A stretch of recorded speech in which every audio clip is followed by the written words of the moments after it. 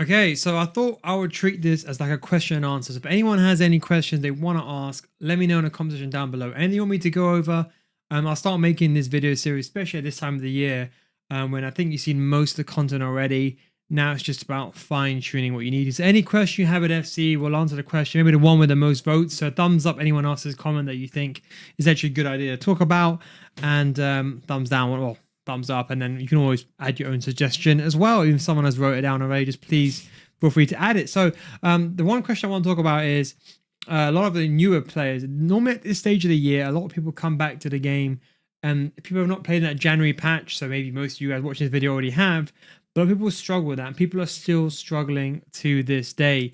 The big question is, what formation is like a novice formation, a newbie formation? And people like to use formations like the 5-4-1 and the 4-2-1-3. Now, the 4-2-1-3, in theory, it's the best formation in the game. Like for anyone, like let's say I had to close my eyes, I never knew how you played. But there's one contradictory factor that you probably don't hear about, that people don't really talk about, is one striker. And the problem is, one striker is only good if you're up against someone who doesn't know what they're doing. And what I mean by that is, let's say you have one striker here. Let's say your opponent has, for example, a back four. Against a back four, it's okay to have one striker. The only issue is if your opponent has two CDMs. Now, this is where I would say a lot of the average players, this is where they struggle. They think, why is a 4-2-1-3 so good? But when I use it, it doesn't exactly work for me. And normally what happens is when you have, for example, two CDMs and your opponent is competent, that's the key. They're not running out with their CDMs.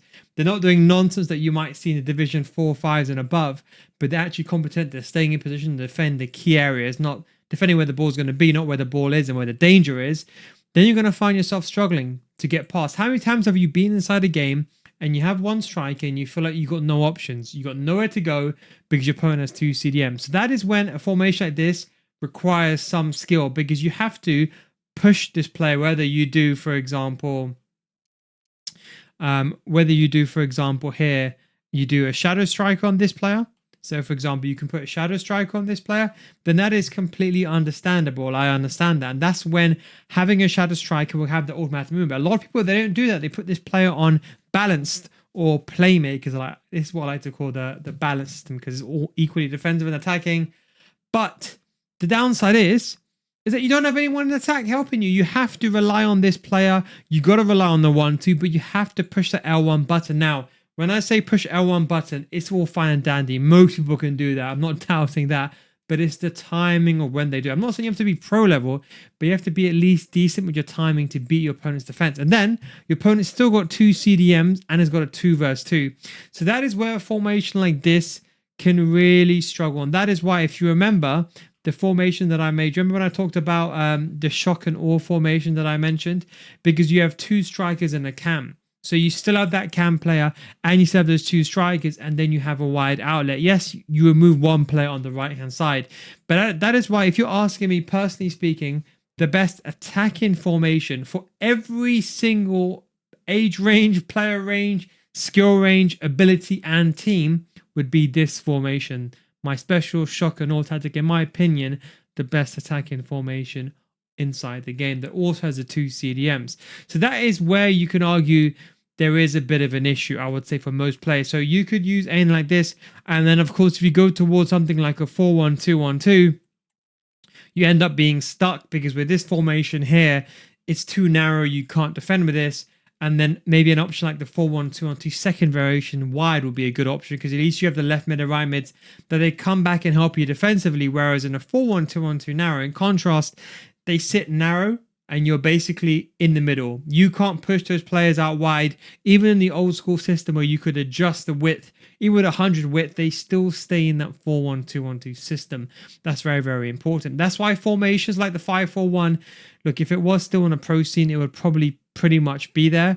But the reason why a lot of people don't use it now is because A, it lacks CDMs, and B, the most important thing is that you have one striker. It's a very slow progressive system. If you like to hold the ball and you like to really wait for, you'll be really diligent, be very patient and wait for your left center mids and your center mids to join the attack, then that's fine. This would be the perfect one for you. But let's be realistic. Most people watching this, you're not playing that slow style of football. You want to get the ball quickly, counter attack. And what happens is, what you don't, this is something people don't realize is, the 4-4-2 is probably the best formation inside the game, but probably that alongside a 4-2-1-3, but it's the high skilled formation. What happens is naturally, and you don't realize that you're doing this, is when you're losing, you naturally start playing quicker. You naturally start doing ping passes, fast passes. You don't mean to do it, but you don't do it intentionally. You do it subconsciously because you feel like the game's going away from you. You're losing, you need to get back into the game, and you automatically speed your gameplay up, which is the biggest killer, I would say, for people who are trying to really adjust and get into the game. That's one thing that can kill you. Let's say we go with a typical here, inside forward, just a typical system here we're going to go with, like this. And let's say you use my system and you put one of them on advanced forward and then one of them on a poacher like this. So let's say you use something like this. It's like a typical 4-4-2 that you would see. At least this way you have two strikers. But again, the big caveat is there's no one in that cam position. And what happens is a lot of people when they're attacking, let's say they're like this when they're attacking, they find those two strikers isolated, and it's up to you to bring that left centre mid forward, whether you hold the ball and bring the ball, drive the ball forward with that player in possession, or you trigger that player to make a run going forward. That's where that skill gap comes in. So that's why a formation like this can also be a bit iffy. What you can do, and I didn't really agree with it in the beginning, but now I understand most people might like it, is using something like a false nine. Because then you technically have that two strikers, but this second striker, this Appin, is kind of like a cam, but kind of a striker. So it's kind of like a second striker. That's the way you kind of got to look at it. Think of it like a shadow striker, but a bit ahead. They don't really make that run forward. They're basically planted ahead, if that makes sense, but they sit a bit deeper. You could also consider using advanced forward support. It can be a bit, if you really like it. Same thing here with the not this one here, with the poacher here. You use a poacher support. So those are two variations that you can try if you're really stressing. Look, that player's really making a runner behind. Maybe advanced forward would be the better option. But that could probably help you. So if you are still struggling, you're like, okay, you know what? I need to play a two striker, but I need kind of that cam player. You can do something like that. Or alternatively, you can put, for example, one of your center mids on a playmaker.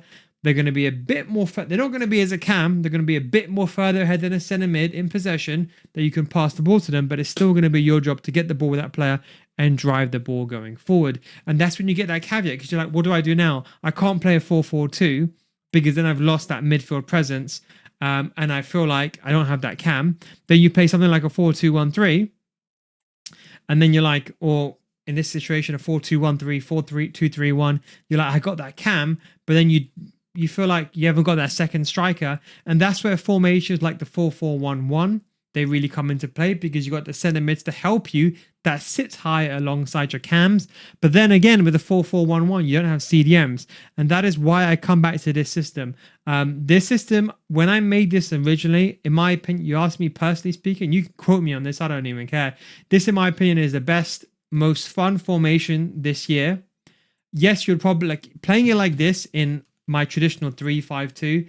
The whole reason why this formation was created is because I want to attack in a 3-5-2. The issue was you can't, because a 3-back, they don't defend in a 5-back, they defend in a 3-back. So all the 3-back formations you cannot use. It's done, unless you want to be leaking goals left, right. Even pros struggle with a 3-back. There's no reason for them to use it.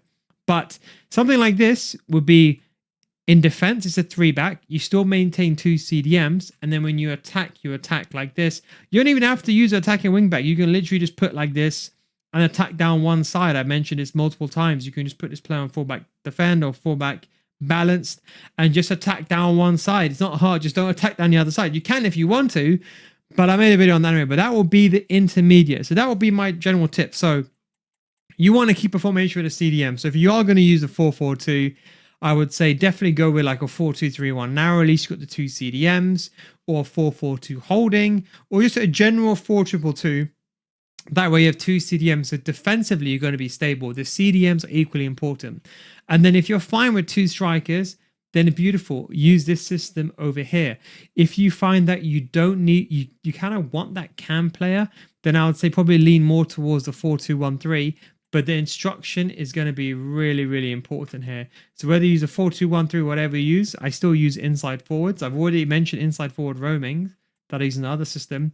But then this one, I would recommend a shadow striker. And these players, unfortunately, you can't put them as like a player going forward. That's the downside with CDMs, otherwise it'll be too overpowered. So that's when I'd recommend a shadow striker. I wouldn't recommend a classic 10 or even a playmaker build up. Don't do that. Don't even do roaming. You might think it's the way you think it's going to work, it's not working as you think in your head. Roaming isn't really the best of ideas. That's why, in my opinion, you're better off using a shadow striker. It would be cool if there was like a shadow striker focus maybe next year. Hopefully things will do something like that. But at least that way you kind of got that 2 striker setup. So that's what I wanted to mention to you. Use anything with CDMs if you struggle defensively, but attacking wise, you got to make that choice. Do you like 1 striker or do you like 2 strikers? And that is why, worst case scenario, have a 4-2-1-3 and have a 4-4-2. You know, it's not just about, okay, I got this formation for this system, this formation for that system. Also be versatile and adaptive. If your opponent changes to a system and you need 2 strikers, then swap. You can use this identical system here. But this is another top tip that no one talks about. You see the system here. You can basically use the 4-2-3-1. Second variation. Yes, you don't have left wings and right wings, granted. Or you could even use a 4-3-3 attack. But again, you lose the CDM. So what you can do is use this exact system, and the closest system to this, where you have a left wing and right wing and CDMs, this will be a good idea, but you don't have CDMs. A 5-back is also the 5-3-2 is the only one that I'd probably say that's worth using. It's the one with the CDM and 2 strikers. That's what I'd recommend, by the way, going a bit off topic. But you can use something like this, and then you can put inside forward. Yes, they won't be exactly left wings and right wings, but you could do something like this as well if you want to make it slightly a bit too defensive. So let's say you like the 4-2-1-3, but you want the left mids and right mids, I suppose left wings and right wings, you can do something like that. Or in my opinion, the most easiest way to replicate the 4-2-1-3, in my opinion, is going with playmakers. You could even consider half wingers, but I think if you want that inside forward movement and you want 2 CDMs and you want them to be a bit more in the middle, I would recommend a standard 4-2-2, or you can do my system here, like putting one of these players on a half winger, and then you've got a playmaker. You don't have to use a shadow striker. But let's say you want it to be a bit more defensive instead of my shadow striker, you can go with a playmaker. So these are all the small things that you need to adjust. So when you're trying to go inside the game and learn the game, 4-2-1-3 definitely is the best novice formation to use.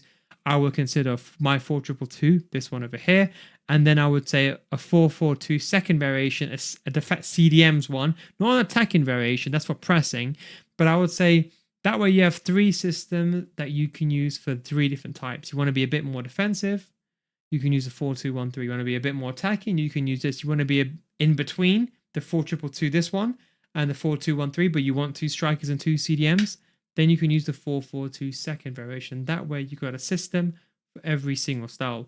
Hope this kind of answered that question for anyone that's new to the game, or maybe not even new, just people that have been playing the game for a long time that maybe just struggling to find their mojo, their momentum. Any questions that you want me to answer, feel free to let me know down below. It can be anything at all, and I'll go over in the next video.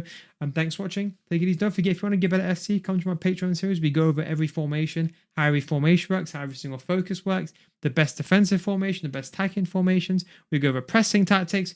We will go how to press the ball manually, how to defend the ball. And if you don't get better after 1 month, that's how sure we will improve. Money back guarantee after 1 month. If you really don't get better, that's the nil guides guarantee. Even at this stage of the game, I promise you're going to learn something. Because now we talk about FC principles, not just about gameplay, football principles as well. Thanks for watching. Link down in the description. Catch you next time. Peace.